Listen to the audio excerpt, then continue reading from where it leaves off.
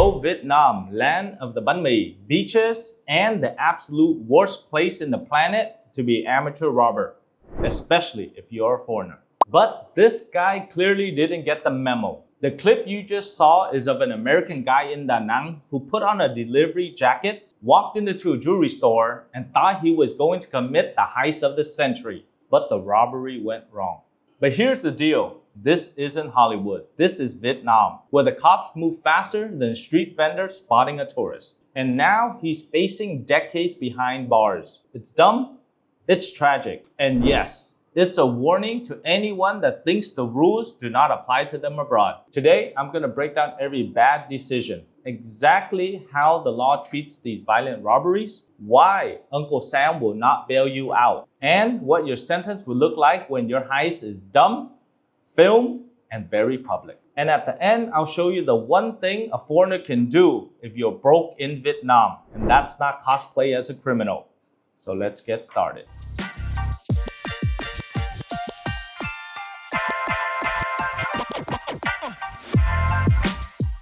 So who is this guy? Let's meet 29-year-old Wes Dales J from California. Let's just call him Wes because life is about to go south for Wes from here on. He came to Vietnam in June 2025 on a tourist visa and rented a very cheap apartment in Ho Chi Minh City. He reportedly burned through his cash and decided to move north to the coastal city of Da Nang. Broke and desperate, he decided to buy a hammer a few days before the crime. Who knew sandcastles needed such heavy tools? Instead of contacting his family or the local expat community, he came up with this genius plan. Disguise himself as a Grab or Uber motorcycle driver so that he can blend in with the motorcycle crowd and case a jewelry store. It sounds clever if you're a character from Grand Theft Auto. In real life, not so much. He didn't speak Vietnamese, ignored the city's web of watchful neighbors, and skipped the Vietnamese law for dummies search. Worst of all, he underestimated how likely a foreigner with a neon green jacket would attract attention after swinging a hammer at someone's head. Yeah, but nothing screams low profile like an American playing whack-a-mole with security. But his backstory is just a setup. Wait till you hear the actual robbery. It's chaos on steroids. Now, let's dissect the footage. It's pure gold, pun intended. It's 7:45 p.m. on August 26, 2025, when he wears a Grab delivery jacket. It's similar to the Uber delivery jackets in the United States, but this is in Vietnam. He wears gloves, a helmet, and a backpack. He circles the jewelry shop, picks his target, then parks his bike in the alley like he's about to deliver pho. But no, he delivers chaos. He spots a security guard minding his own business and bam, whacks him over the head. The guard goes down, clutching his skull. But Wes does not stop there. He runs through the door and hops over the counter like a deranged kangaroo and smashes the glass with the hammer, glass flying everywhere, and then he begins to stuff gold necklaces, rings, and bracelets into this black bag. We're talking about 830 million dongs worth of jewelry. That's about $32,000. It's not quite an Ocean's 11 heist, but it will at least float him for at least 1 to 2 years if he pulls it off. Meanwhile, the alarms blare, employees run, and locals outside hear the noise. In a stroke of pure Vietnamese ingenuity, someone grabs a crowbar, wedges it at the door, and locks Wes in. Wes panics. He tries to force the door open and makes a run for it. He hops on his bike, peels out, and leaves chaos in his wake. The whole thing under 2 minutes. My name is Ken Duong, international business immigration attorney with over 16 years of experience helping individuals and companies relocate legally all over the world, especially here in Vietnam. And we've handled many criminal cases, but this one is a textbook train wreck. And his escape, that's where Vietnam tightens the screw. Now you would figure that a guy on a motorbike would melt into Da Nang's sea of scooters, twisty roads, and endless alleyways, right? Wrong. Vietnam takes these crimes as a personal insult, especially when a security guard ends up in the hospital with stitches. The store manager calls the police. Within minutes, local officials with CCTV images and a description. Street vendors, riders, and tourists are already sharing on social media. In other words, this is Vietnam's version of the Amber Alert for gold thieves. Within hours, not days, they tracked him down with the city's vast CCTV network. Even the deputy police chief joined in the hunt. CCTV, rental shops, eyewitnesses, every clue was tracked down. No banh mi left unturned. Wes's case fits the pattern. Assault a guard, rob a store, and you become public enemy number 1 in Vietnam. And just when you think the drama peaks at the arrest, wait until you hear what he has to say, because his backstory screams, "What were you thinking?" By 10:30 the next morning, about 14 hours later, they raided his apartment. He tried to run, but it was really game over. Some jewelry is reported to be stashed in the bathroom ceiling space. In his statements, he reportedly said, "I did not want to hurt anyone. I just needed money." But that's not a defense. That's a motive with paperwork.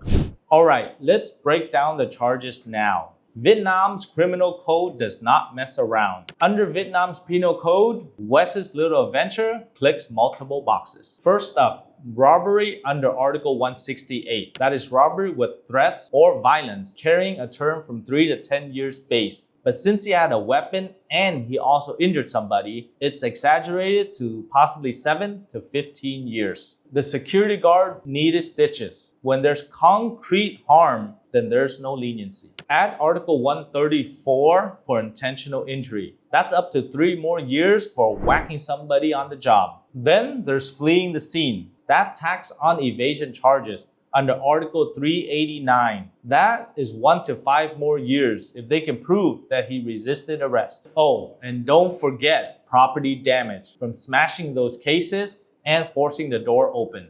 Petty, but piles on extra fines and extra time. Vietnam stacks on these charges like Lego bricks. Wes's haul of the 830 million dong pushes into large territory, escalating penalties. From a US legal perspective that's used to plea deals and early release, this may seem extreme. But remember, Vietnam's law prioritizes deterrence. It doesn't matter that you're an American with a sense of entitlement. Everybody is equal under the law. And Vietnam has been cracking down on these crimes committed by foreigners to send a message. You're not in Kansas anymore, Billy boy, so stop acting like you are.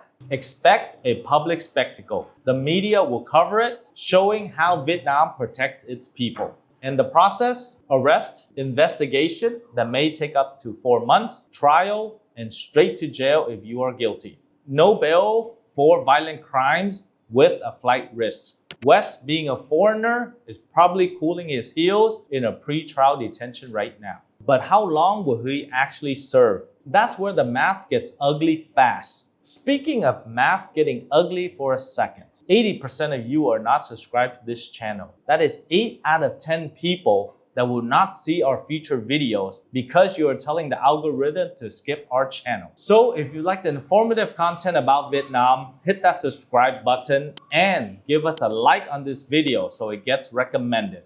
Thanks. So how long will he serve?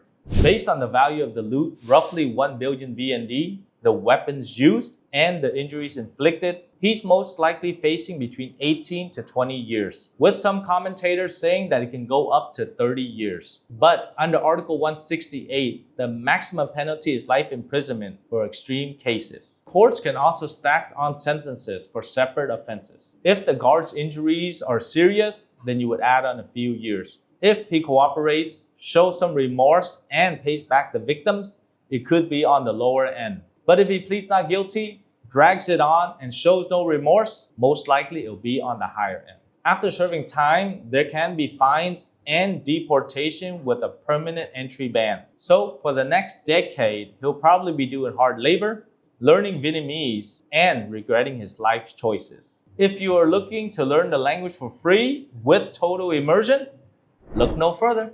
Dreaming of a US bailout?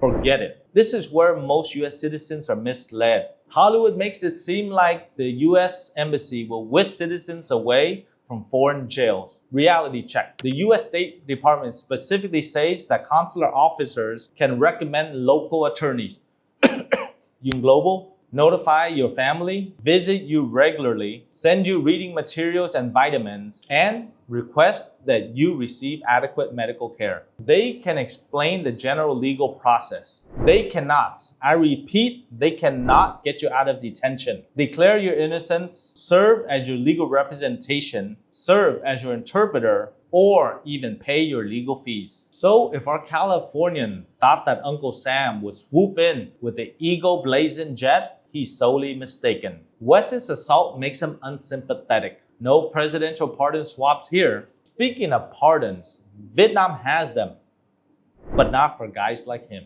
It's real, but selective. Every Vietnamese New Year or national holiday, they waive sentences for model prisoners, mostly for minor offenders and locals. In 2024, over 3,000 people got amnesties, but foreigners, rare. Especially in West's case where the robberies were violent and fresh. West's case is too raw and too public. No waiver lottery for him. Consular help? Limited to the basics. If you're a foreigner hitting rock bottom in Vietnam, skip the hammer. Join local expat groups that post about jobs and networking events, or contact your embassy for welfare services. There are charities like the Blue Dragon Foundation that offers debt counseling. The US consulate can put you in touch with family and emergency services, but they won't give you money. Local employers and embassies have resources for stranded travelers. Talk to your employer or landlord early to set a plan. The one thing you shouldn't do is commit a crime and expect to slip away unnoticed. Vietnam is famously protective of its public order. The police are efficient, surveillance is widespread, and the public are proactive. Use the right visa, don't overstay, and get legal help. We've helped hundreds relocate properly. Prevention beats prison every time. West learned the hard way. Vietnam does not tolerate foreigners with a hammer. He's not in a movie. Vietnam is a country that protects its public order, and it's really good at closing exits. If there's any moral to this story, it is simple. Respect the law, get help when you are broke, and a green jacket is not an invisibility cloak. Based on the weapon, the injury, and the reported value, what's your sentence? Too harsh? Fair? Or too light? And why? Drop your year in the comment below. On behalf of Yung Global, my name is Ken Duong. Thank you very much for watching this video, and I'll see you on the next one.